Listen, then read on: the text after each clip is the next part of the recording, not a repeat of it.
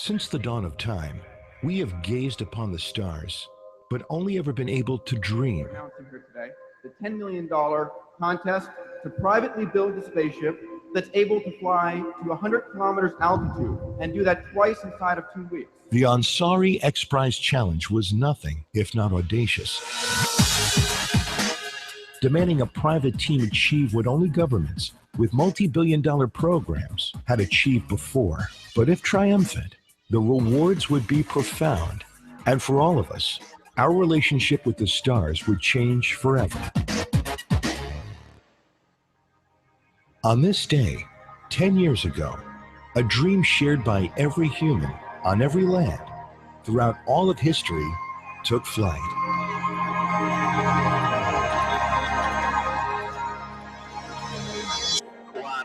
Ready. Release. Fire.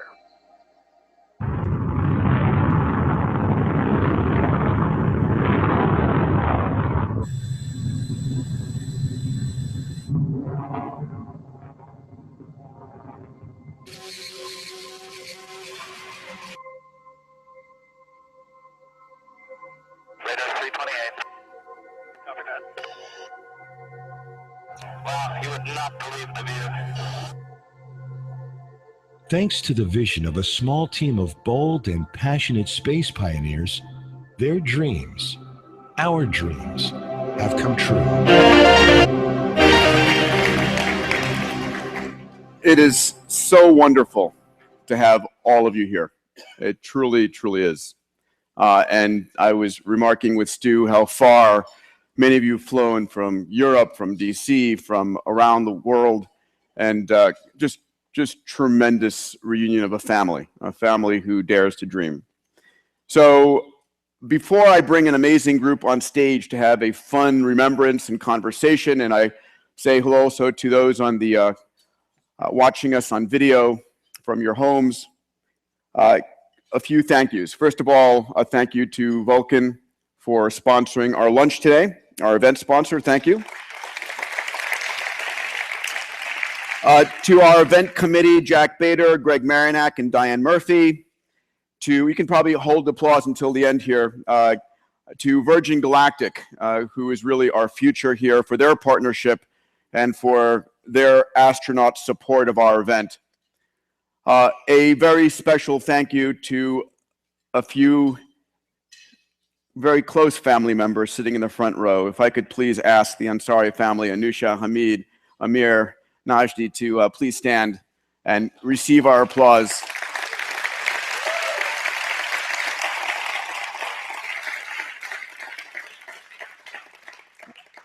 My good buddy, Stu Witt. Stu, you made the competition easy. We were so extraordinarily lucky.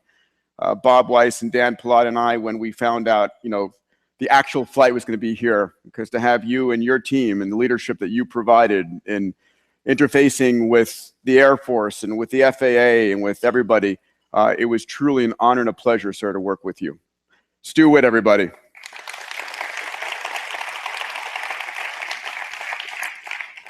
So I'm going to actually take a second and roll a video and then recognize a few people. But before I roll that video, I would like everybody who was here 10 years ago or part of the XPRIZE team 10 years ago to please stand up and be recognized. You guys are awesome. Look at this.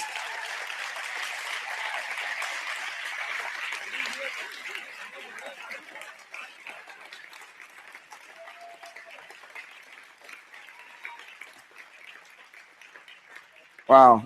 As I'm seeing you standing up, I'm seeing Doug over there. I'm seeing all these friends who were part of this amazing journey, right? And it really was an amazing journey of unknown, because at first we had no idea where the money was coming from. Then we had no idea whether anyone could really pull this thing off. And then we had no idea if anyone could pull it off by the deadline. And then we didn't know if the vehicle, well, you knew, of course, Burt, but we didn't know that the vehicle would actually work as advertised. And I think that sense of anticipation leads to this explosion of emotional release. I I'll thank one more person before I go to video and then talk about a few of the sponsors who made it happen 10 years ago, which is before the XPRIZE was won, you have to understand, it was illegal to actually fly an individual to space privately. You could probably fly them on a one-way trajectory, but re-entering a vehicle back, that was verboten. And I remember very much a meeting in Washington, D.C. at the FAA with an extraordinary woman whose reaction to that was, well, we'll just have to change those rules, won't we? Please welcome Marion Blakey.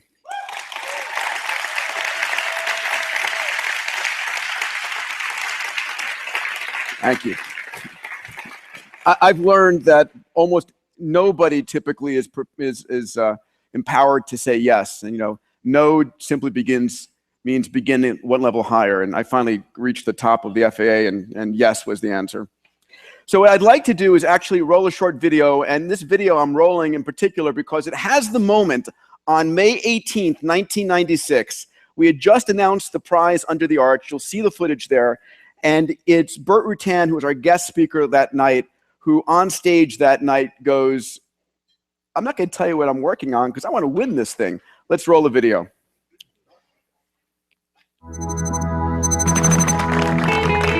We're announcing today something called the XPRIZE, a $10 million contest to privately build a spaceship that's able to carry 3 individuals, fly to 100 kilometers altitude, and do that twice inside of 2 weeks.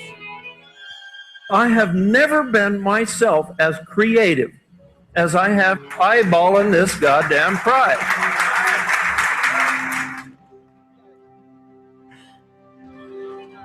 Hello and welcome to Mojave here in the high desert of California on this incredible day. Now you are going to witness history in the making. Release arm fire.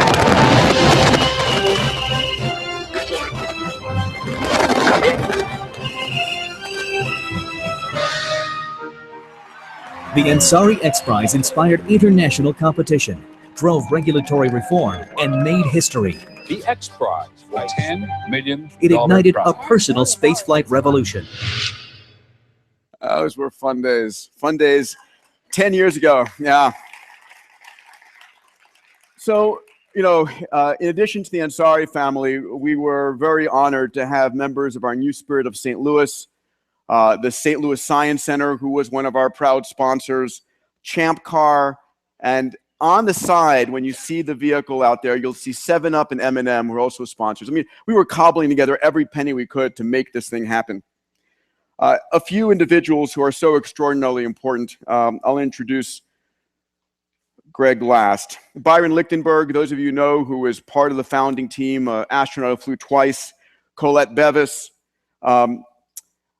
Eric Lindbergh and the Lindbergh family. Eric, please stand up, pal. You are such an important part of our legacy. And Eric, who flew across the Atlantic recreating his grandfather's flight, raised $1 million that kept us alive during our critical time of in that year. There was one man who was so important to the story because he gave me the gift of a book. Pulitzer Prize winner, written in 1954, called The Spirit of St. Louis. And my dear brother Greg gave me that book to encourage me to finish my pilot's license, which it did. But as I'm reading that book, I was making note of how much money people were spending trying to go after this $25,000 prize put up by Raymond Ortega. And I'm like doing the calculations, and my God, they're spending $400,000 trying to win $25,000, 16 times the prize money. That's a great return. And by the time I'd finished reading the book, I wrote down XPRIZE at the end, not knowing who X would be, not knowing who the $10 million sponsor would be. And that's where XPRIZE got its name. It just took so darn long to find the Ansari family. The X stuck around. And to have a look at the people who supported us, who are no longer with us, please welcome on stage Greg Marinek.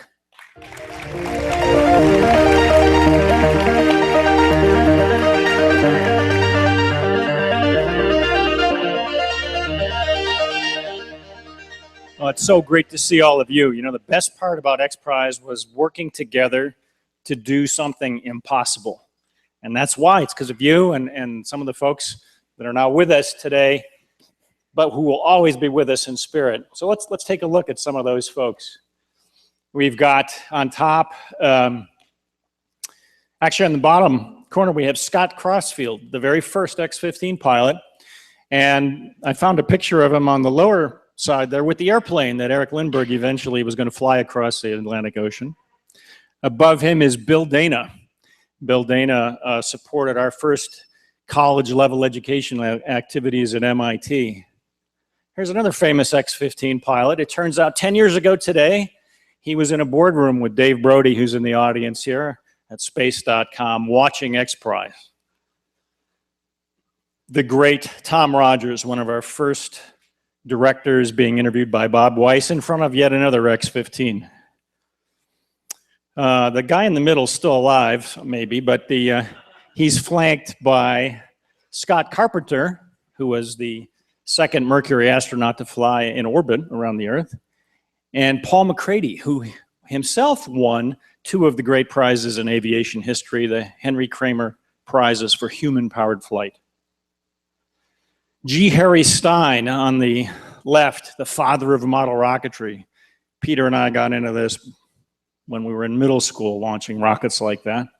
And in the center is our beloved Bill Gaubutz, who was a judge and advisor to us, guided us for many years. And Mary, thank you for sharing him with us. The man on the right there is Steve Fawcett, famous aviator. And with Morgan Lindbergh, there's Len Cormier, one of our team leaders, Team Pan Aero. Len's other big claim to historical fame was as a young naval aviator, he dated Marilyn Monroe. And little known fact, the gentleman on the left saved XPRIZE's bacon. We were having a big gala at Google one time, and it was kind of fizzling at the end. And he said, "Would you like me to help a little bit?" And he got up on stage and started riffing about stuff that had just happened minutes ago. So with no other preparation other than being a total genius, he got up, and within 30 seconds, 6% of the audience was unable to remain continent. Tom Clancy, seen there with Eric Lindbergh and Amy Whitelaw at our second gala in 1997. He saw people walking around with the New Spirit of St. Louis medallions. And he said, "Well, what's that about?" And we told him those are the folks that are backing XPRIZE by donating $25,000. And he said, "I'll take 4." And he did. Margie May, and next to her, the man in the red shirt, Carm Natoli, in front of another replica SpaceShipOne. Some of our New Spirit members that are with us in spirit. And the man in the center is the gentleman who Peter and I first talked with when we moved to St. Louis. And he convinced us that St. Louis was where we should be to set the XPRIZE up because of the Lindbergh saga. And he had the idea of the New Spirit of St. Louis organization. And he's seen there with his wife and his mother. And we lost Al in 2002, but he has been on our minds every day. And in one of those great cosmic coincidences, a few days after Al passed away, somebody did that cartoon. The caption is not the Spirit of St. Louis. He was Mr. St. Louis, and because of him, we're all here today. So I ask you to join me in just a 5 seconds of salute to our brothers and sisters. Thank you. Thank you, Greg. Thank you. And Al Kurth truly is a guardian angel for this organization. And I can say without any question at all that we are here today because that man made it happen. Yeah. Thank you, Greg, for those remembrances. 2 more minutes before I bring the group on stage. I would like, take a moment looking forward. I want to ask our XPRIZE trustees, Vision Circle members, and Innovation Board members, please stand up. You're the guys fueling us going forward.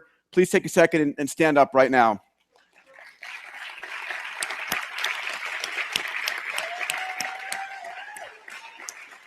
Thank you. So I will say, 10 years ago was a magical moment, right? Google changed their Google Doodle to have SpaceShipOne flying over the logo. I got invited down to give a keynote at Googleplex, met Larry Page, who joined our board, and we got the capital to move forward. And we are committed to doing prizes. And we're doing 2 prizes right now, and I just acknowledge that's one squarely in space and one peripherally in space. The first that's squarely in space is the Google Lunar XPRIZE. We have Google Lunar teams here. We have a $30 million race to the moon. There's only 3 countries that have ever been there: the United States, the Soviet Union, and China. And we have teams going, and we hope sometime within the next 2 years, one of you guys is going to be claiming $30 million of Google's money and $30 million of contracts from NASA. Related by name and spirit, we also have the Qualcomm Tricorder XPRIZE, and we have Paul Jacobs, the chairman of Qualcomm. Please stand, Paul, who underwrote that, and grateful for literally at lunch. I'm talking to Paul about this crazy idea, and he goes, "I love it. Let's do it." And boom, off and running. So I love that kind of vision. So with that, allow me to bring on stage an amazing group. We're going to have a fun conversation of remembrance and celebration. The very first person, if I may ask on stage, is Sir Richard Branson. Richard, please, needs no introduction. Thanks, pal. Take that seat.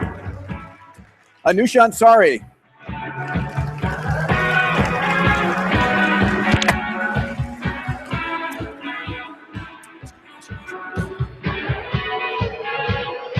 The one, the only, Burt Rutan. Yeah, come on. Thank you, brother. Chuck Beams, the president of Vulcan Aerospace. Chuck.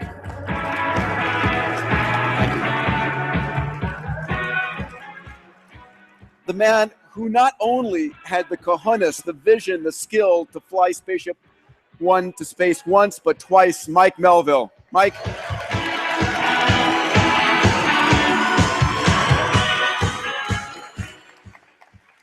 And our very own Charles Lindbergh, Brian Binnie. Brian, where are you, pal? Pilot of SpaceShipOne on the X2 flight.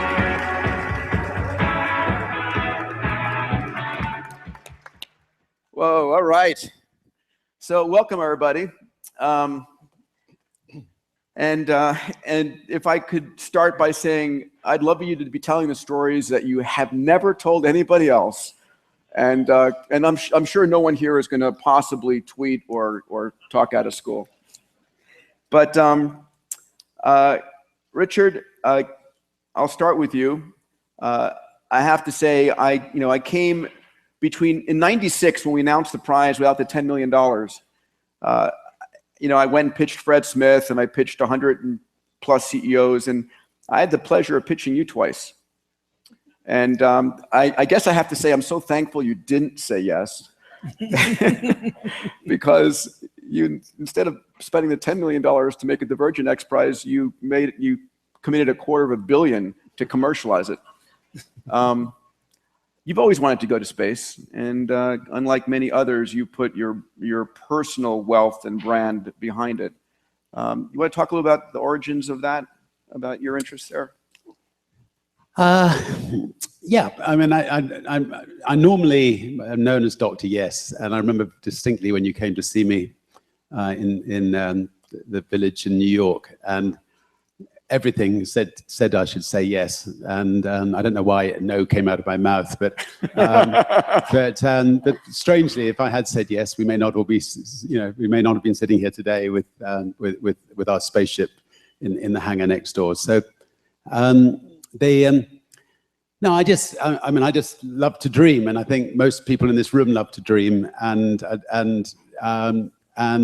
somebody said, "When did you realize that Virgin Galactic was going to be a business opportunity?" And I just never thought of Virgin Galactic as going to be a business opportunity. I never thought of any of the businesses I've ever started as being one day a business opportunity. I've just, if I have that urge to create, then.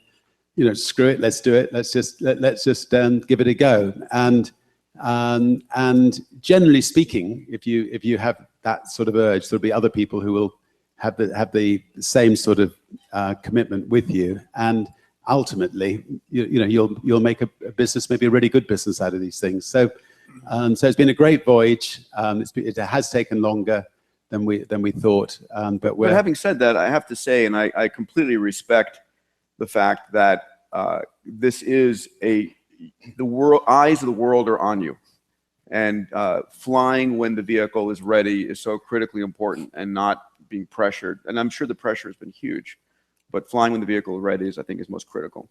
Yeah, I mean, obviously, it's a big difference being a commercial spaceship company and putting up professional astronauts. People are putting their lives in our hands, and we, return tickets are very important. There's quite a few people in this room who'd like to come back again. But we have a fantastic team, and I'm not going to say any dates, but I've made that mistake before, but we're on the verge. I heard that George has promised you a Christmas present, though. I always love Christmas presents, and especially if they're early, George. Anousheh, so I remember the moment I heard about you when I read about you in Fortune's Wealthiest 40 Under 40, and I'm trying to remember if I was dreaming the fact that in your bio it said you wanted to fly in a suborbital flight. Had you known about the XPRIZE, and like, what were you thinking when you first? I mean, I remember coming and presenting to you and Hamid and his brothers. What were your memories, early memories there? So I had, we had just sold the company, and Telecom Technologies, and my passion being in space, I was looking for ways, and so was Amir, because Amir is also the other member of the family that's very interested in space. Fellow space cadet. Both space cadets, yes. And we were looking to what are some of the possibilities, and doing a lot of search on the internet. And I had come across XPRIZE, and I think at that time you were selling some tickets. Maybe it was what you and Eric were doing in terms of the winning prize will inspire a company that will fly you eventually. So I had seen that, but I wasn't sure about, I was doing some due diligence, and then we went away for a few months. And then I got the phone call about, there's this very persistent individual who wants to meet you. Like, okay. So there were a lot of people calling us because they had heard we just sold the company and wanted us to fund a lot of projects. And I'm like, so what is this one about? It's like about space. And that was the magic word. And the first meeting we ever had was with you, and you and Byron came in with all your presentation materials and PowerPoint, and very nervous. And I didn't know at that time that, this was like the last prayer that you had in saving the organization. So we sat and we listened to you very quietly. And Amir and Hamid and I, we looked at each other across the table, and we were like, it looks good. It looks great. But we didn't tell you that. No, you didn't. We let you sweat it out. So afterwards, we said, this is the guy. This is the guy who's going to make it happen. And we became part of it. Oh. And Burt, I remember you used to be asking all the time, do you have the money yet? I was like, Burt, trust me, I'll get there. Pal, what are your earliest memories of the XPRIZE? I'm going to tell you something you don't know. You asked for that. Okay, yeah. Now I'm worried. Be careful what you ask for. No, what I didn't tell you at the time, because I didn't initially respect that you could do this. Things like the Kramer and the Ortez were put up by people known to have the money in the bank. And I thought, this is just some blowhard that doesn't have any money, and he's putting up this prize and he can't pay it. I didn't give you the impression that was actually the truth at the time, and that is, starting very early, I was an enormous supporter of the idea to use prizes instead of normal government acquisition. It was either the late 80s, I'm trying to remember, early 90s, that America had this big decision in front of them related to Orient Express. Yeah, President Reagan. Single stage to orbit. It's going to be enormously complicated, and we knew it would be horribly expensive, And it actually met the definition of research, and that is about half the people said that's impossible. And the whole thing collapsed and was canceled because when you try to get your money from the Congress and you can't look them straight in the eye and say, I can do this. I wish it worked the other way around, but they get cold feet. I, at the time, was doing talks at the request of the acquisition czar, the Pentagon, on acquisition reform. I'm talking about the big bucks that America spends for defense and for defense research and NASA and the whole works. And I was going, I had a Pentagon badge and a badge that lets me in everywhere in Washington. I was going out with this little guy unknown from Mojave who had done a few airplanes, and I was supposed to teach the government how they should spend their money on things that are related to research. And I looked at it, I should have brought it with me. I made a little file called Logic Gone Amok. And what Logic Gone Amok proposed was that, okay, we don't have the guts to do Oriental Express. We're going to drop the whole thing. I proposed to take the entire NASA budget and cut it in half. And for the next at least 10 or 12 years, the taxpayer would only spend half as much on NASA. But the other half would be a promise that if somebody could do this, they get $7 billion. 7 billion. That would have been, that would now, have been hard in those to raise. days, $7 billion was a lot of money. Still is. And my point was so logic, because if it really is impossible, the taxpayer spends nothing for it, right? But if it's an enormous prize and it is barely possible, it will be won.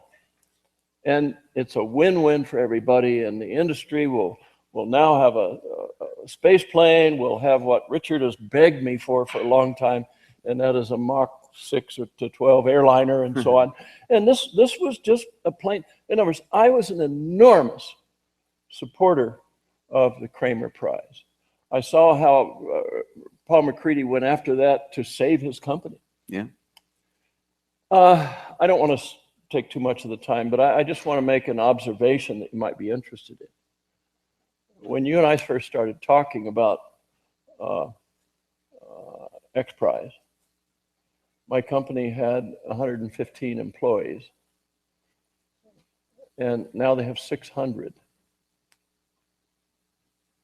And I think a lot of that has to do with the fact that we went after something that people thought was impossible. And thank God the insurance company for hole-in-one insurance thought it was impossible. Or you guys would have had to pay the whole works. I was never a fan that they spent money that they would lose if nobody won the prize. Ortega and Kramer, they didn't lose anything if it turned out to be impossible, right? So I didn't like the structure. And I told you so. My board, and you thought that I was really against prizes. Exactly the opposite was the case. My board has forbidden me for ever launching a prize without the money in place first. Actually, when we announced the prize under the arch in St. Louis in May of '96, a number of you were there, we didn't have the $10 million, nor did we have any teams. And I had 2 board members resign that day when we announced it, regardless of the fact of not having the $10 million. I thought it would be the simplest thing in the world to go and raise $10 million. I mean, after all, who wouldn't want to pay the $10 million after it was won? I think Paul Allen wanted to do this because as a young person, he went to the Apollo launches. Yeah. Did that affect you as well, Richard, Apollo?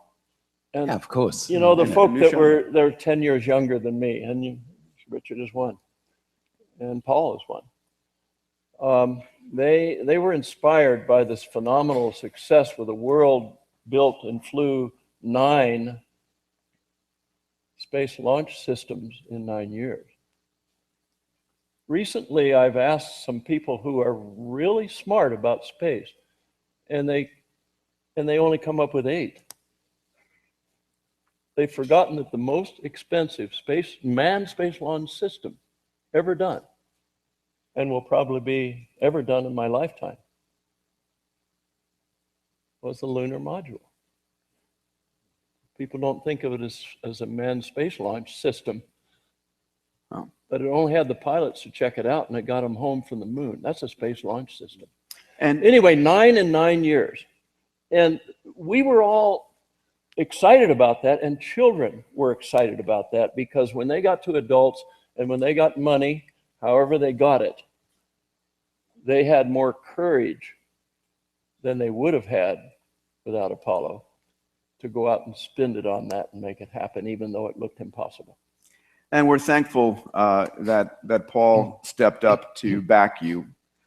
Chuck, you're here representing Paul today, and you're heading Vulcan Aerospace. And I hear that you guys are a tenant on the Mojave Spaceport facility here, building something kind of big. Can you talk about what the heck you're doing? Yeah, it's in the hangar next door.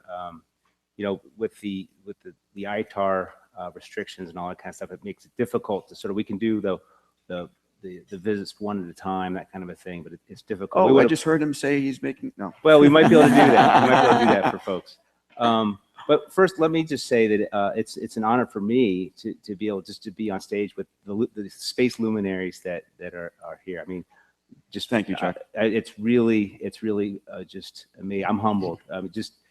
I was a guy in 2004. I was one of those government engineers toiling away in a bureaucracy that looked insane, and I thought, how could we ever do anything? And I was one of those space engineers that was watching the XPRIZE folks and thinking, wow, that's the future right there. That's what, I don't know if you can change the government, the way the government is doing things, but that's where the future is going to be. That's where it's all going to go.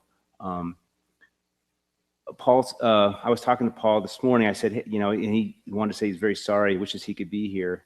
And I said, well, is there anything you'd like me to mention? I said, it's going to be a, you know, kind of a panel discussion and stuff. And he said, well, the one thing that sticks in his mind when he looks back over, and he's tweeting some stuff, I think, but when he looks back 10 years ago, what remains in his mind is the team, the small team that pulled together and did something brilliant when the rest of the world doubted they could even do it, and everybody else was kind of cheering for him, but kind of not really sure. And it's that small team innovation spirit is actually what has guided Paul, as we all know, in his life and in all the things that his pursuits.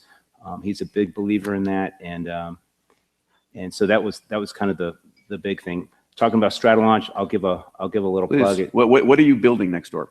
It's an air launch system. It'll put about 13,000 pounds to low Earth orbit. Really exciting. We just announced that we completed some initial design work. We haven't decided for sure that's the way we're going to go, but we're excited that with SNC we did some initial design work for a scaled down Dream Chaser as the next to go into the next evolution. So that's pretty exciting. It looks like the design closes at that initial design level. 385-foot wingspan, largest aircraft ever made. I think Marion, in fact, we took Marion on a tour this morning, and I think she was. It's one thing to hear the number, Marion. I don't know. It's another to see it, to stand there. The largest aircraft ever made. He's underplaying it, Burt. I gave a talk at Airbus on Wednesday. And I really wanted to brag about that because they think they build a big airplane called the Airbus 380. You probably own several. Oh, no, you didn't fall for that one. I've taken a shower on one of those. And I came up with a list of things that I thought I could say because I'd found it in the public domain. Or you could easily measure it off drawings that are in the public domain. And I told the Airbus people, which was their entire management and staff for flight test and their management of all their engineering in a conference that they have once a year where they draw in all their organizations. I got up there and I said one thing. I says, this airplane that's being built has almost 50% more wingspan than your 380. It's heavier than it, and its payload is 4 times an Airbus 380. And the wing root bending moment, you know how strong a wing has to be, is more than 3 times as strong as an Airbus 380. And there's a single element part, spar and wing sort of thing. And the length of that all composite part is 2.4 times the length of the biggest composite part in an Airbus 380. You know, I kept embarrassing them with that. You know, and I also told them that they were wrong for not demonstrating things to do research. They show all these cartoons about far out better airplanes, but they never fly them. They never prototype. And I stood there on the day that they got the type certificate for their competitor for the Boeing 777, the new 350. Are you buying those? Yeah. And they had a big party planned for that night. And I'm looking at all these research people. And I says, you know, it's so demoralizing, isn't it, to your research people, that from a distance, that airplane looks almost exactly like the Dash 80 that Boeing built in the 50s. So is this the approach you used for talking Paul into you know? So Chuck, you have no. This is a talk that I give when I don't care that they invite me back. You know, the one thing I wanted to mention, and this relates to what Burt was saying, was related to the whole team thing and that small innovative team. The folks who don't, in my estimation, don't get enough credit in these things is Scale Composites themselves, and that team of folks.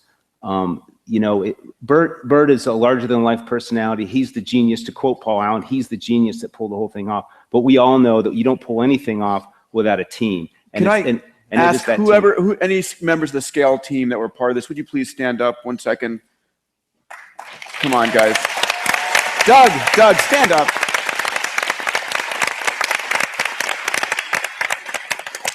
Okay. You're right, because it was a group of 30-ish people in a garage who built a spaceship that went to space. I mean, come on, that's pretty awesome. Awesome. Pretty amazing. Yeah. Yeah, please. As you see, Burt says what he thinks, and we were talking to NASA about maybe sending some of their people on our spaceship and training them. And Burt starts giving some thoughts about NASA, and I was treading on his toes as hard as I could. Anyway, he carried on talking. They forgave us somehow. So I'd like to introduce our astronauts on stage. Before I do that, just to tie a thought back of the fact that Apollo was such an inspiration for me, for Richard, for Anousheh, for Chuck, for all of us, right? I want to take a moment to acknowledge another astronaut in the audience who was there at the beginning of this. Please, ladies and gentlemen, Rusty Schweikert. Oh, wow.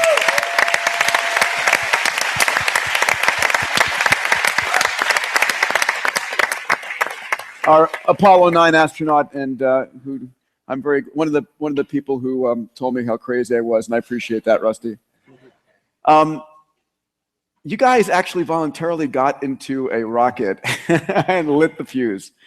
Mike, you did it twice. You have been with Burt since the beginning, an extraordinary aviator, and you flew that vehicle under some pretty crazy conditions. One, when your avionics went out. And second, when you pulled back to the point of spinning her up. Yeah. And I was there, I remember, as it started spinning, and I was like, cool. And I was like, okay, I hope he knows it when he gets into vacuum. Yeah. I think people would love to know what it was like in those two conditions, because they really showed you as the ultimate pilot and pioneer, the right stuff galore. Please chat about that. Okay, yeah, losing the display was a pretty serious thing, and the FAA had actually mandated that if we lost the display, we had to shut it down and come back. Put your earmuffs on. And Burt and I didn't think it was a good idea to shut it down at any time, no matter what happened.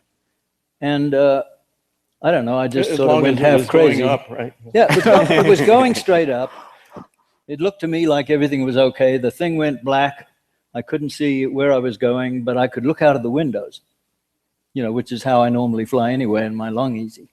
And so I looked out of the windows and I asked Doug if he would give me any heading changes I needed to make or pitch changes.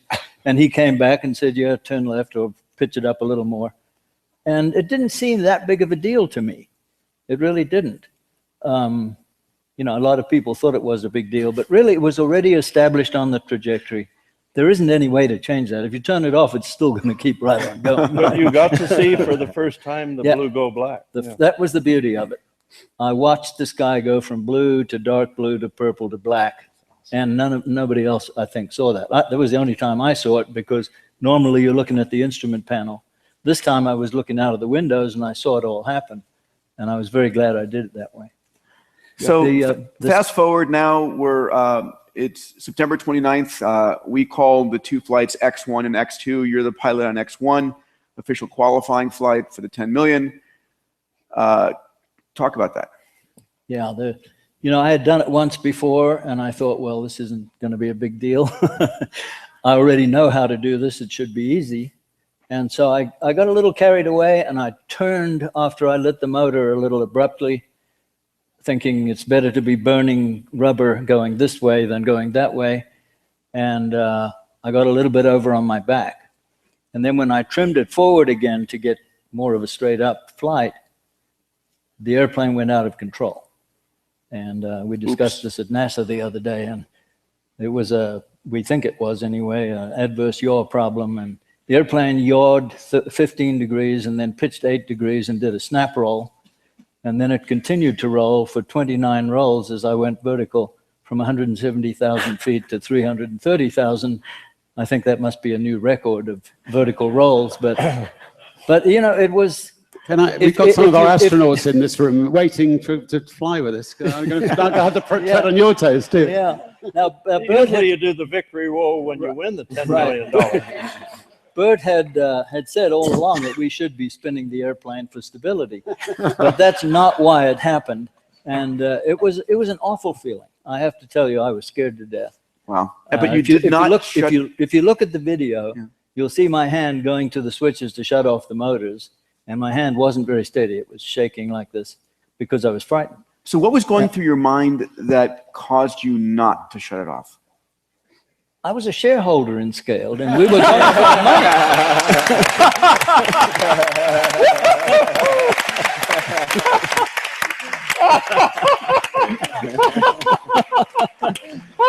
That's what it's all about, right? It's about the money. You know, American entrepreneurship. Money in the game. Yeah. Anyway, you know, I put all the controls against the roll, finally got the feather up, and was able to use the reaction control system. And as an aside, we learned exactly how much authority we had in our reaction control system because we burned all of it and got it stopped. So it was exactly the right amount of power. And Burt's responsible for designing that. The genius of his design. Now, I want to remind everybody that this is October 4th. I'm sorry, September 29th. The competition is over in 3 months, right? The insurance policy we had purchased that paid off the $10 million had an end date of December 31, 2004, and then game over. The insurance company, by the way, is like hoping and betting, obviously, that no one wins this thing. So had you shut off the engine, that would have been it. Yeah. Now the question was, you know, would you have known enough to have gotten the next flight up and made 2 more flights before the end of the year? So, but luckily you didn't. And incredibly, 5 days later, Brian, you got the shot at the stick, and I can't imagine your bride Sally here, who's watching you do 29 rolls as you're going up, and what she's feeling. I think like me, she was scared, I'm sure. Yeah. Brian, when did you find out you were doing the X2 flight? So Mike's flight was on Wednesday. All the smart guys stayed up that night looking at the data, trying to understand it. When I got in on Thursday, they were already in the simulator kind of trying to replicate what had happened to Mike. And by midday, there was this new scheme being developed. But before I tell you the rest of that story, you started out with tell me something you haven't heard before. Please. And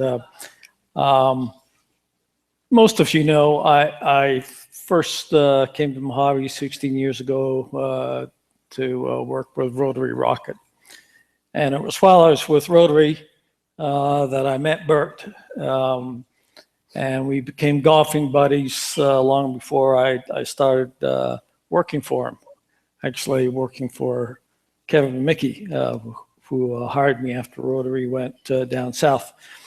The point is, Rotary had hired a journalist to document what they were doing. And when the book came out, called Everybody Laughs at Christopher Columbus or something along those lines, it was not the most flattering portrayal or book of the effort that went into flying that giant traffic cone that sits at the crossroads there.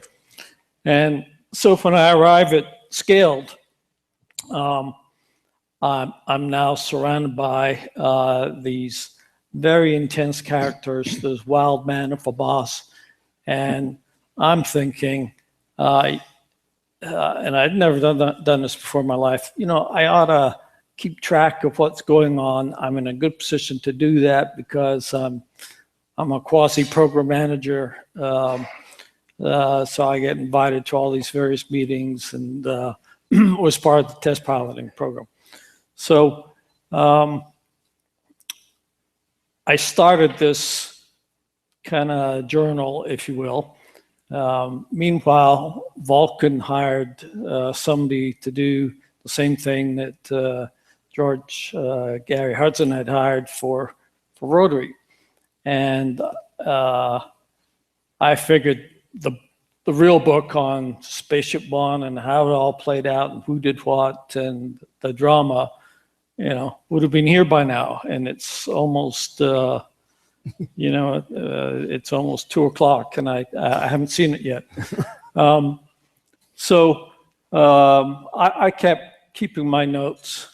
And if some of you, most of you were not there, but on the 21st of June, we did a celebration for Mike's 10th anniversary flight over at Scaled. And I presented to Mike the chapter concerning his flight, saying, you know, here is my take on the activities. And Mike received it well. I gave a copy to Burt. Burt received it well. And so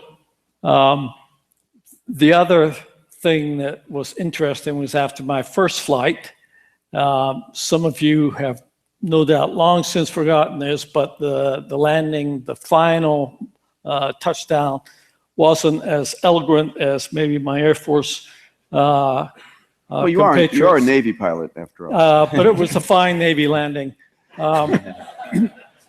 But it struck some people the wrong way. And so that flight was on a Wednesday. On a Friday, we do these off Friday things at Scaled. So that was an off Friday. Myself, Burt, and Kevin Mickey were on our way to play golf at a place called River Ridge in Bakersfield, and it's about an hour's drive. And during the course of this trip, Burt decides to tell a story about a fellow named Jim Sandberg from 1965, who had a 2-foot putt to win the British Open.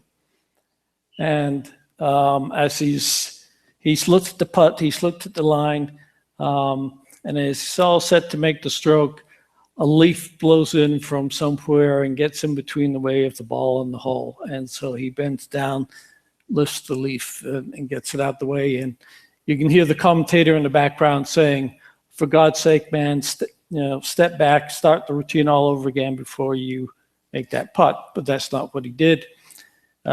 He went right back over the ball, struck it, missed the hole, and went on to a playoff with Jack Nicklaus and lost. Yeah. So I'm listening to this story. Kevin can back me up on it. And it, in my mind, I'm thinking that Navy-style landing, which was just fine for my 20-year career with them, what was maybe going to be the equivalent of this two-foot putt. And I was going to be damned if that was how the rest of this program was going to play out, because I felt this close to being able to achieve a lifelong dream. And so over the ensuing 10 months, I spent a great deal of effort trying to learn the finesses of the simulator, what made it click, with the hope that somehow I'd get back into the lineup.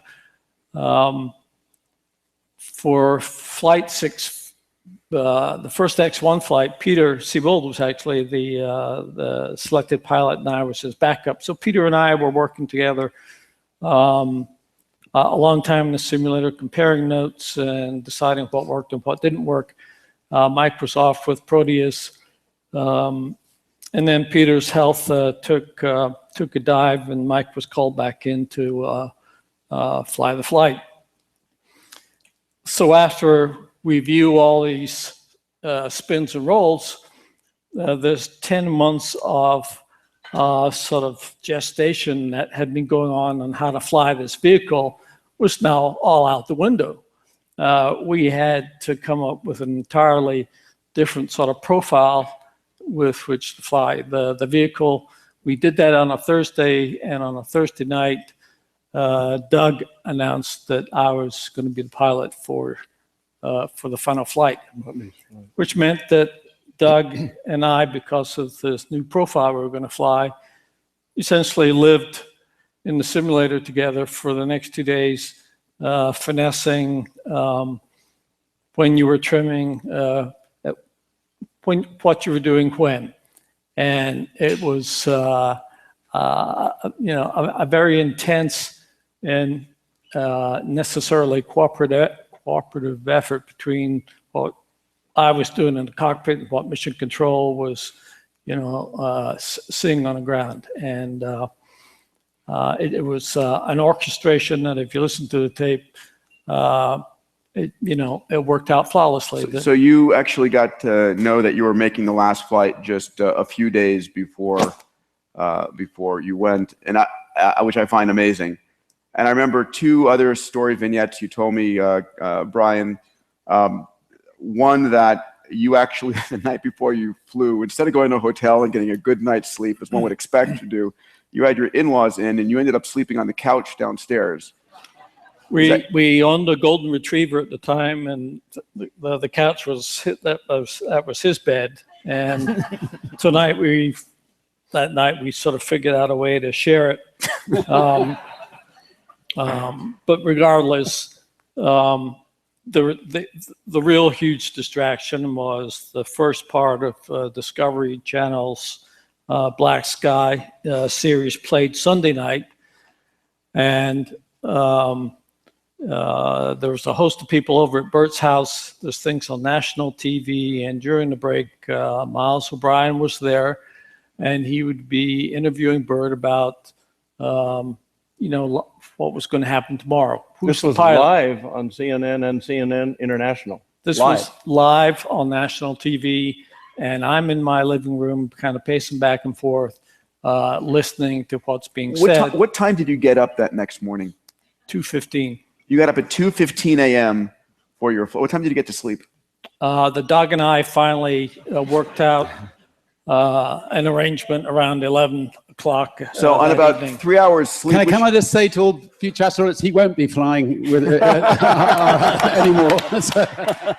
But I just find amazing because Eric knows this, the story of his grandfather who barely slept the night before his 33.5-hour journey. And then the other story I find amazing, just for historic fun, and your pilots under George Whitesides and the amazing team at Virgin Galactic, I would entrust my life without question. It's going to be extraordinary. So first of all, just an acknowledgement here to George Whitesides and all the Virgin astronauts in the audience. Can I just have you guys please stand up? And well, an interesting. I'm happy I've got my seat as well on that.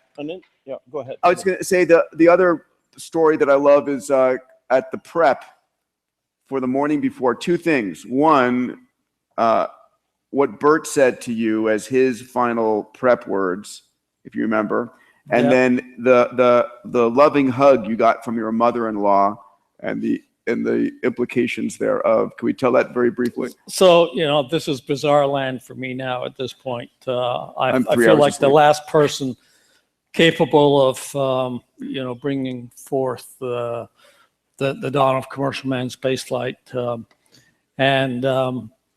I think my mother-in-law came up first, but she's sort of the equivalent of that fellow's Everybody Loves Raymond, kind of his mother. That's what she's like.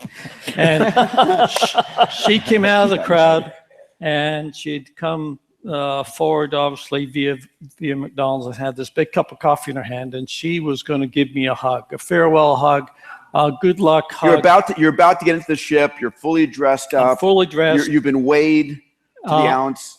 I'm actually headed in the direction of the ship, and she intercepts me with this large cup of coffee, and as she's closing the gap, I'm kind of wondering, well, I'm wondering what the game plan is for this cup of coffee, because it wasn't obvious to me. And as her arms sweep around me, it became quite apparent there was no game plan. And it all pretty much went down my flight suit, and I was wearing a T-shirt underneath, and so I was drenched with McDonald's coffee that had been heavily sugared. It was freaking hot as advertised, and by the time you get into that small little cockpit, it reeked of French vanilla.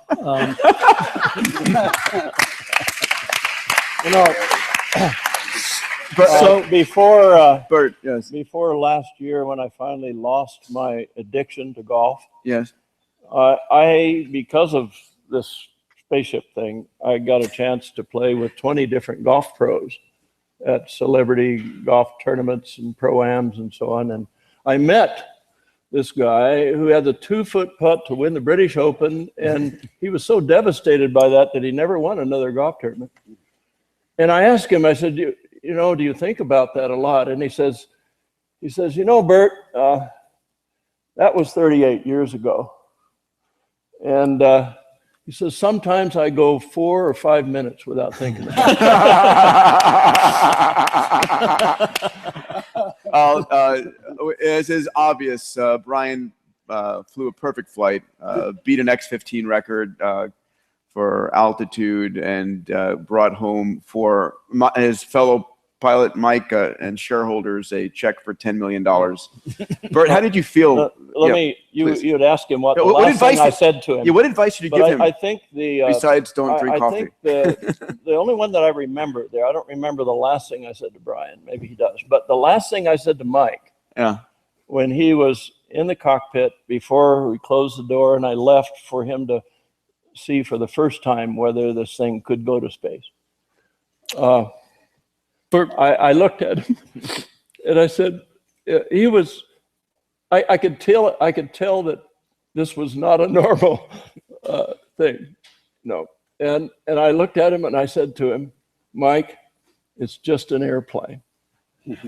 Exactly right. And I got the feeling that helped settle him a little bit. It did. Don't worry, this is not a spaceship. It's just an airplane. Yeah. That's right. Do you remember that? I do. Yeah. Very clearly.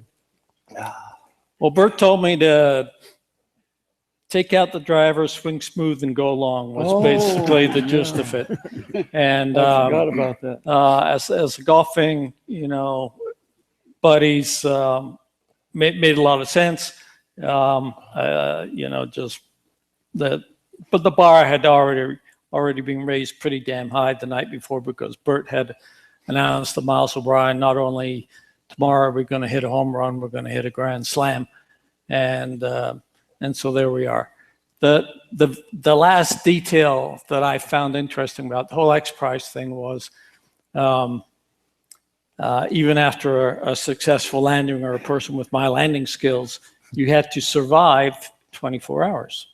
Oh, that's true. The rules required that you make a flight, you had 2 flights within 2 weeks. And on the second flight, that the pilot would have to survive 24 hours. No kidding. But within that, time Greg's period, rule. Yeah. Within that time period, the associate administrator of NASA had pinned. That was the other flight. Yeah. That was Patty Gray Smith had pinned astronaut wings. That was the other flight. Did you feel very loved? I mean, was Burt looking after you, cotton wool around you, everybody making sure you're okay? So for there's the same rules for the Voyager, and when I realized that it's been 2 or 3 days since the Voyager flight, and my brother was still alive, I concluded to him that, well, we made the cockpit too big. Brian, we had developed this orchestration after a successful flight. The pilot would get up on top of the vehicle, and under the Ford pickup truck, we would run up and down the runway for all the people that had come from Mojave to see the event. And I'm here to tell you, on the top of the vehicle, there are 2 hooks that made the spaceship to the mothership, and they are greased. And so it's a slippery surface up there. And, the Ford pickup truck is going over bumps. It's starting and stopping, and I'm slipping and sliding. And sitting on the back fold down of the pickup are 2 billionaires with me. Exactly. And I don't have any place to hold on to. Wow. Richard, can I just say, I mean, it was just for those of us who were lucky enough to be there, watching you 2 going up. And anyway, I think there was a lot of tears in all our eyes, and a lot of tears in Burt's eyes, and it was just a most incredible day. So, and thank you for your bravery and starting the whole program. I remember being more frightened that one of the billionaires would fall off than Brian. Yeah, I have to say, I remember on your flight, Mike, the signs that said SpaceShipOne, NASA 0. We got that sign from the crowd. Yeah, no, it wasn't your sign. It wasn't ours. I saw it in the crowd, and I thought, oh, that's clever. And I went out and got it from him and gave it to him. By the way, NASA, he doesn't work for us anymore. Don't listen to anything he says. He's allowed to privately. No, but I have to say, in all reality, NASA was, is filled with an organization of 20,000 people who are all there because they want to fly to space as well. That's right. And so they were the biggest supporters, ultimately wanting to have this capability fulfill their dream to go into space. Richard, I have to say, one of the things that we have as a key mantra about the XPRIZE is that the work begins when the prize is won, because having a historic moment is insufficient. It's actually building an industry. So, I tell everybody on the heels of the story when you didn't fund us that that you did something much more important, which was you allowed this to go from a historic moment to an industry. And for that, we are forever thankful. It took a lot of guts to do. You want to talk a little about your vision and where Virgin Galactic is going? Well, the exciting thing about this industry is you don't quite know where it's going. Where we think it's going is that we're going to start soon, as I've been saying for a few years, taking people into space and bringing them back again. We will be putting up arrays of satellites around this Earth, which will make a dramatic difference to people's lives back on here on Earth. Those two things I'm certain we're going to be doing. We've got teams of people looking at point-to-point travel, and I'm absolutely certain that in the next decade or two that point-to-point travel is going to be far quicker than it is today and far more environmentally friendly. And obviously, we're hopeful that Virgin Galactic's teams will, be at the forefront of that. And I'm sure there will be other competitors, like, which is obviously good for the industry. And on things like exploring asteroids and other things which you're doing and which we're doing, in a small way with you. There's just so many other possibilities, and that's what makes this all so exciting. We've already registered the words. I mean, our company's called Virgin Galactic. Of course, we've registered the words Virgin Intergalactic. Why wouldn't you? And so we'll see how we go. One's got to have some. Got to have ambition. Got to have vision. Got to dream. Brian, thank Peter, you. I'm sorry to derail the future, but your interest in telling me something I haven't heard before. Like I said, has been well documented. It was written as things happened. The book, here it is, 405 pages worth of pretty exciting insider detail of all of these various flights and who the key players were. I knew I could never do anything with this thing because if I did, I was going to get fired. I don't quite have that worry anymore. So anyway, here's a book. It's the insider story. I call it The Magic of SpaceShipOne. If you're interested in a copy, I've got business cards up front. And if anybody's, sort of familiar with the publishing business, let me know, because I'm just waiting for the movie to come out. I'm just who's going to play Burt? It's going to be interesting. And are you guys? Anousheh, you flew to ISS through Space Adventures on Soyuz. I know that you're still excited about flying on SpaceShipTwo. Absolutely. I think, as someone who actually flown to space, you get hooked on it. It's one of those things, it's as addictive as you can imagine. And I know there's a lot of people who want to fly to space, but having been through the whole medical, checkups and the training program for an orbital flight, I also know that everyone can do an orbital flight. So in order to fulfill their dreams, a suborbital flight with Virgin Galactic will give them that glimpse of space, that feeling of flying weightlessness, and it is one of those experiences that I think it will transform their life completely. And I was on stage on another event with Brian, and Brian told me, "Are you going to fly?" I said, "Yes." It's like, I didn't think that someone who has done an orbital flight and stayed, several days in space would want to do a suborbital flight. Why do you want to do it? And I told him that, it's having that experience again and again and being able to, use it to remember that sentiment. It was important.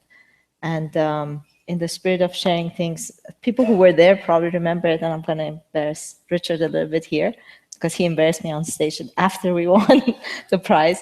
But what really shocked me after we won, we're very serious, we're very emotional, we're going out there on the stage for the press and talking. And I got proposed by Richard for his son, if you remember. You remember that? I was embarrassed. I don't know what comes out of my mouth sometimes. She is very beautiful. My son is very handsome. And I thought they'd Hamid, I'm sorry, pal. I hadn't really met you then. And Chuck, is Stratolaunch, besides satellites, going to have a fun day take people? That's the plan. The other thing I wanted to say, Burt and I were chatting before the lunch started about there is the other side, and I'll mention it. There's the people. A lot of people have been frustrated that there was so much excitement at that moment, and then there's sort of this lull. To the outside world, there's sort of this lull, like, yeah, what happened? And I think there's a good answer to that, and it's a great answer, which is that was, I believe that you know, 50 years from now, when historians are really writing about this, when they pull together stuff that's been written, they really write, that moment will be a pivotal moment in history. And often in those pivotal moments in history, there is a bit of a lull. What's going on with the lull? Well, it's Eric Anderson doing all the businesses he's doing. It's all these companies that have started, that have excited a whole generation of people to say, yes, we can do this. We can.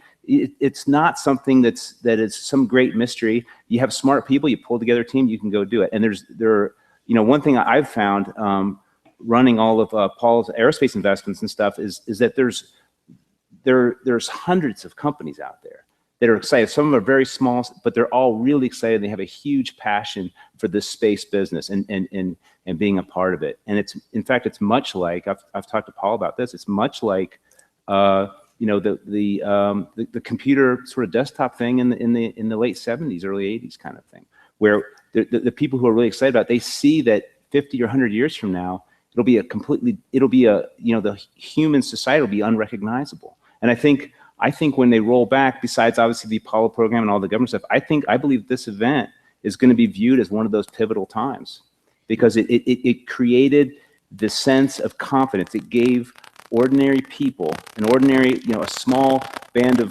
brothers that, you know, scaled or wherever, the confidence to say, yeah, we can do this.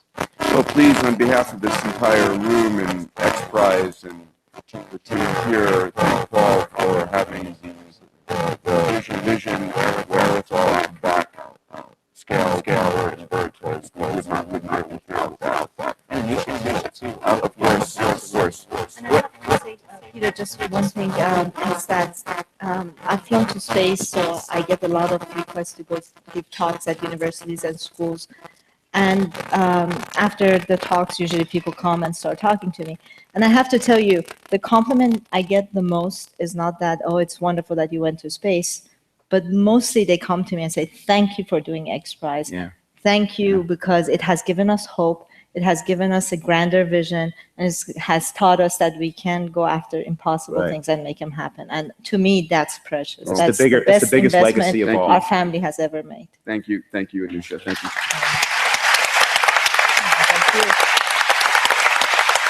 So what I'd like to do is do just a quick around, some closing words for a minute or two each, and then we'll wrap. And Brian, I do look forward to reading your book because I would love to know what it's like from the inside perspective. So I'll grab your business card. Brian, let's come down the line here. Brian, any closing thoughts you have on this moment 10 years later? You're now at XCOR though. You're now flying with XCOR, right? Yes, I am. Good. Which is, you know, it's not a little spaceship. It's a unique concept, or it's a different concept from SpaceShipOne and SpaceShipTwo or Blue Origin, as much as I know about what their plans are. They all come with their own set of difficulties and challenges, but for me, since I'm not a rocket guy, and what Virgin clearly needs or has been looking for is, you know, is a rocket that they can feel comfortable with. XCOR pretty much has a rocket, but are now trying to figure out what kind of airframe you should put around it. And I felt that it was a better fit for my talents, and it's been a refreshing change for me, and hopefully a mutual benefit to that team. Well, again, Brian, thank you for a picture-perfect X2 flight that brought home the check. So everybody, Brian Binnie. Mike, you are truly a living representation of the great aviator of our time, and we're grateful for beautiful flights. Thank you. And for your who you are as a person. I'm thankful that you were a part of this amazing legacy. And any closing thoughts from you, sir? Yeah, I think so. You know, I never went to university. I don't have a degree of any kind. I didn't even graduate out of high school. So for Burt to have had the courage to hire me in the first place, I'd like to thank you for that, Burt. And then for putting me up as the primary pilot on the airplane. Otherwise, I would have been sweeping the floor or doing something. And thank you very much, Burt. We all swept the floor at first. That's right. Ladies and gentlemen, Mike Melvill.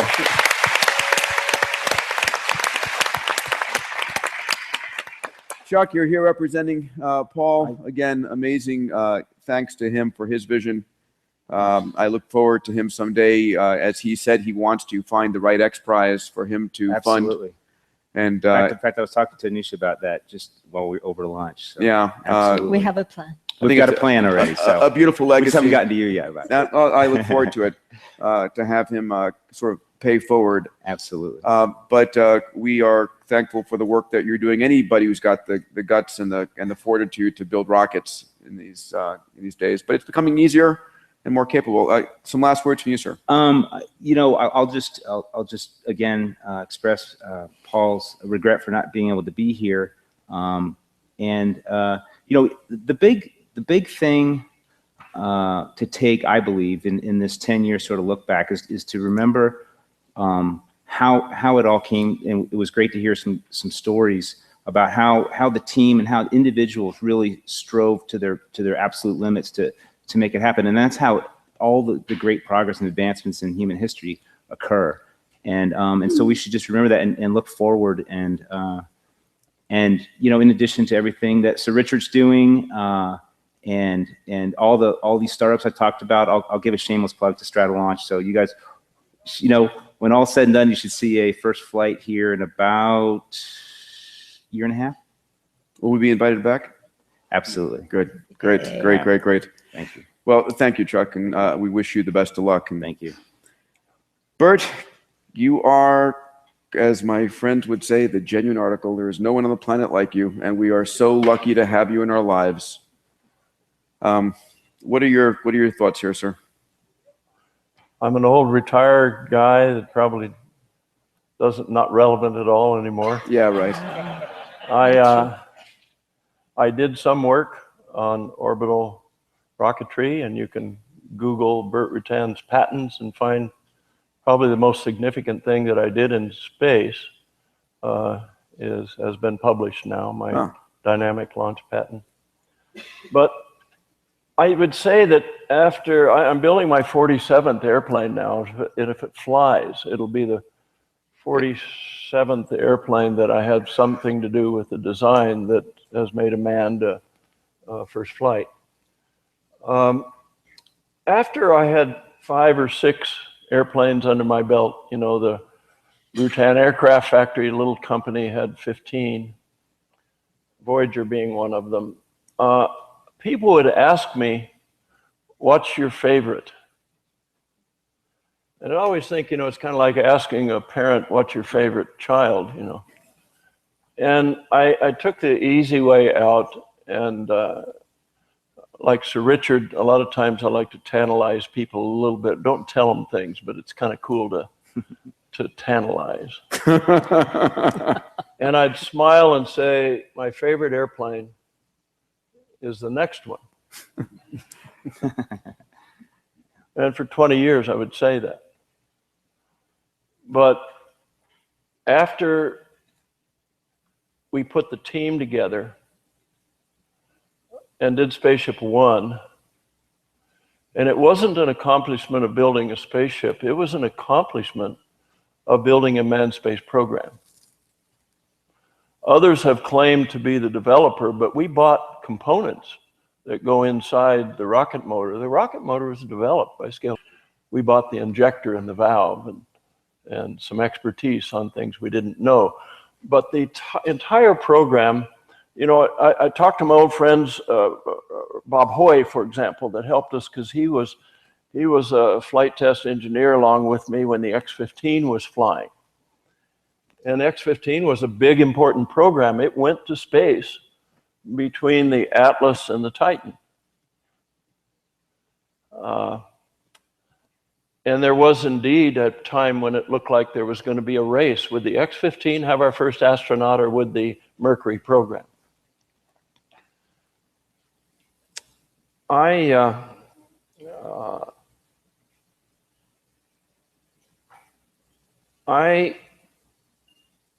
did something that I tried to kind of hide the fact that I was nervous that we were doing from my own employees.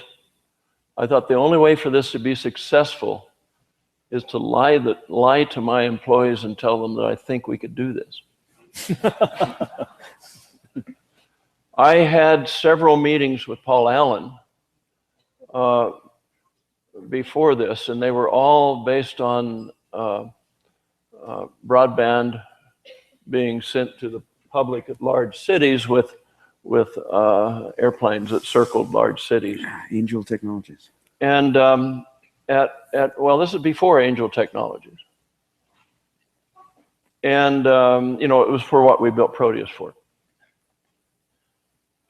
But I certainly remember the first time that the next meeting that I met with Paul Allen, and I looked him straight in the face, and I made an attempt to make him feel like I was really looking into his conscience. You know how security guys look at you, they burn a hole in the back of your head.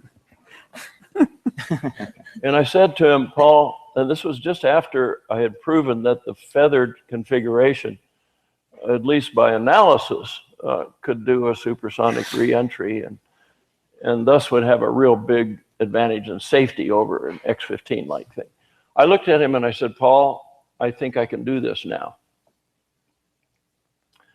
And that's the first time I made a hint that I was asking him for money, even though we discussed on 2 other meetings that I'm doing this possible spaceship.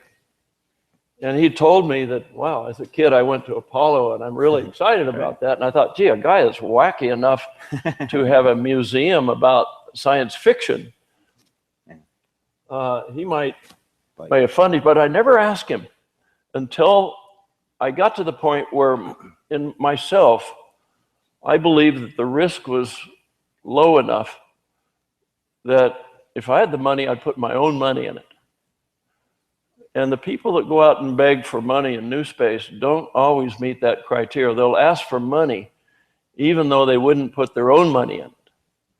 But anyway, I got to that point on this meeting. I'll never forget it because I looked straight into him and I said, I think I can do this and I want to do this now. And he immediately raised his hand and leaned over and shook my hand and said, we're going to do it then. And something really struck with me because in our business, scale doesn't go out and beg for money ever, but we work with a lot of people that do. We work with a lot of customers that seems like half of their work is begging for money from somewhere. And that's the extent of my money begging on this program, was that I can do it now and getting immediate satisfaction from it. And something happened on this program that never ever happened on any other program that we were contracted to do research. And I've been contracted to by the Air Force, by NASA, by Fairchild Republic, I mean, all these companies in my early stages there, you know, they set up a contract and then you got to spend some money and they'll pay you for most of it and then you got to spend some more. In other words, you get behind. Well, on that, when we had gotten to the point a little later where we signed a contract for this, we had a meeting. That's a great story. And we were signing a contract to do a manned space program. And we all agreed that as long as possible, it would be covert. Nobody would know anything about it. It's a cool meeting, right? We're going to do a manned space program.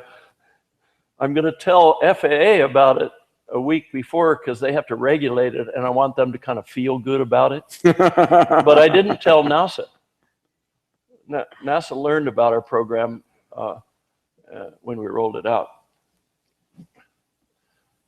But right after that meeting, immediately after the handshake and we've got a contract now, Dave Moore, who he had your job at the time, he come up to me and he says, Burt, how much money you need to get started? And you know, you don't need a lot to get started because you don't have a lot of people on the program. You don't know that you have the money and you really don't spend hardly any money that first month. Hardly any, really. That's what sucks you in. You can't even, well, you can't even decide, you can't even decide what, I mean, with SpaceShipTwo, we spent 1.5 years deciding what to build before we got on contract. So anyway, I didn't really expect the question. I thought he would wait for me to send an invoice. And Dave Moore said to me, because I was kind of fumbling, not knowing what to say, he says, well, how about if I just put $4 million in your bank today that you can draw from, and you can let us know when you need more. And, you know, I felt like I should open my eyes this wide. And I somehow managed to, by squinting, not looking like I was shocked. And the fact that Paul Allen said, well, I'll make it 5. The fact that Paul Allen, throughout this whole program, never beat up on us about us spending too much money or about being inefficient. Never did. And the fact that he was willing to share with us some of that XPRIZE money, which we turned around and handed to every employee in a stand-up meeting just after we got back from St. Louis. And the way that program was funded, and we weren't beat up on, meant that the program moved rapidly. That is the because key. When a customer beats up on you on financials, it shouldn't, but it runs all the way down through the lawyers and all the way down through the guy that sweeps the floor. And it demoralizes everything. Oh, are we going to get paid for what we're doing? Or how do we save a nickel and a dime? And that's why these things run slowly. But the fact that in 3.5 years, we got not only Paul's goal, but we got him 40% of the money back. Right. By the way, it had to do with the fact that you understood that we wouldn't be beat up on. Absolutely.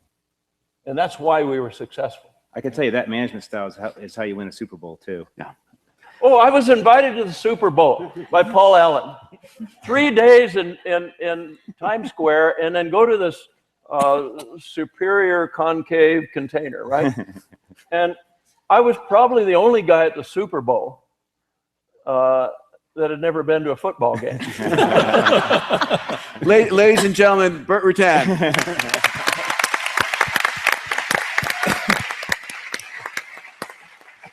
So everybody on this podium is effectively here because we wouldn't be here without you. And Anousheh, very much for you as well, for you and your family. And I've said it so many times. Thank you. Thank you. Closing thought? Just maybe a reminder to everyone, this all started because a friend gave a book to another friend, a crazy friend, who gathered another bunch of crazy friends around him and found people who are crazy enough to dare, you know, impossible things out there. So what really, really makes me proud to have been lucky enough, and my family to have been lucky enough to be part of this, is that when I look around and see how much things have changed and how we have really kickstarted a whole multi-billion-dollar industry, how many new jobs it has created, how many new hopes it's created, and it has brought back that whole sense of inspiration and pride in doing a great space program. And it's not out of reach anymore, and it's there. And that's what makes me really feel good about being part of XPRIZE, because we can do that again and again and again in many other fields, especially continue our work in the space field, of course. But everyone who's here, part of you have been part of this family for a long time, and I hope that the family will continue to grow, and we will be doing more world-changing prizes all over again, and we will celebrate 10th anniversary of those here together again. Thank you, Anousheh. Anousheh Ansari, everybody.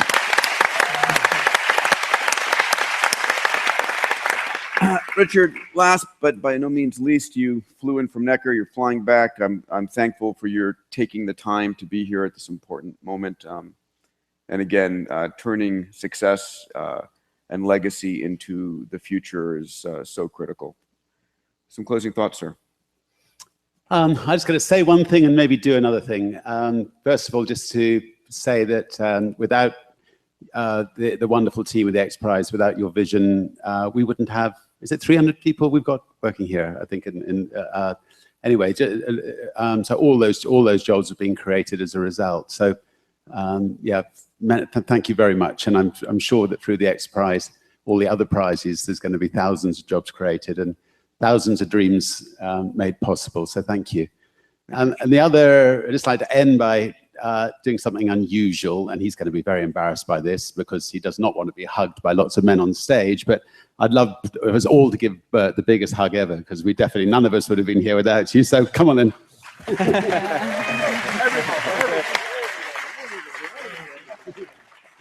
Anyway, thank you very much. Keep going. I got the best position. Oh, thank you. We're about to actually, we'll blow out this. We have a 10th anniversary cake. I'm going to ask all of you to come up here and blow out. I'll go ahead and hold it here to join. Come on up here and blow it out with me. Then I have 60 seconds of closing words, and we'll do dessert. So, Burt, come on up here and blow out this cake with us. We're going to count. Okay. One. Mike Man. 1, 2, 3. Yay! I hope so.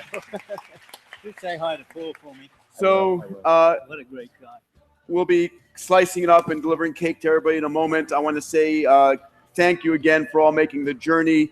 I want to acknowledge my great business partner and friend, Robert K. Weiss. It's a Jewish holiday today. Those of you who break faiths are not here with us, but I know you're here in spirit. I also want to say that this past week, we launched our next big XPRIZE. I'll just take a moment to mention that. We launched our Global Learning XPRIZE. We have challenged teams around the world. Thank you to, you can go ahead and applaud it. It's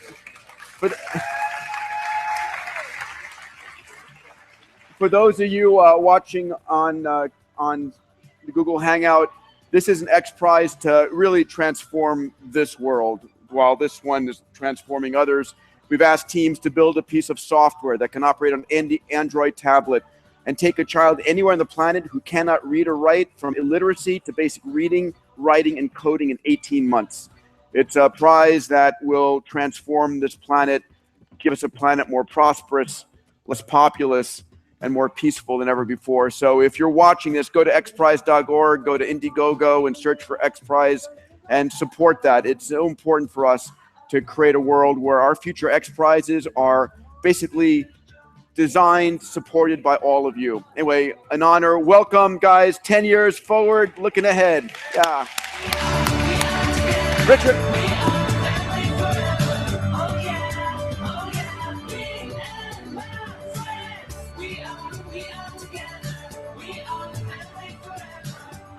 Ladies and gentlemen, those who are with the Ansari anniversary trip, you will depart from this side of the building, here to your right,